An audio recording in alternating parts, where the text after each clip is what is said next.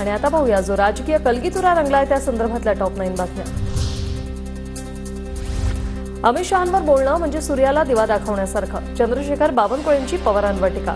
काँग्रेस आणि पवारांची विचारधारा म्हणजे सत्तेपासून पैसा आणि पैशापासून सत्ता, अशीही केली बोचरे टीका।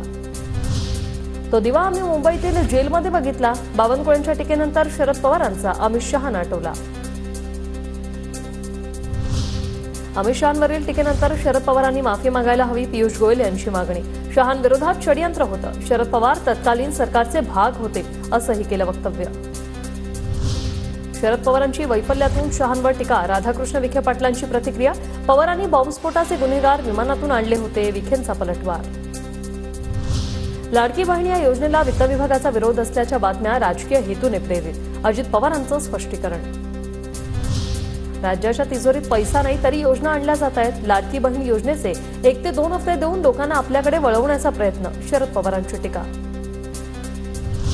अजित पवारांसोबत गेलेल्या अनेकांना वाटतंय रस्ता चुकलोय, योग्य ठिकाणी काम करण्याची इच्छा असणाऱ्यांचं स्वागत। पक्ष घर वापसी करणाऱ्यांबाबत शरद पवारांची प्रतिक्रिया।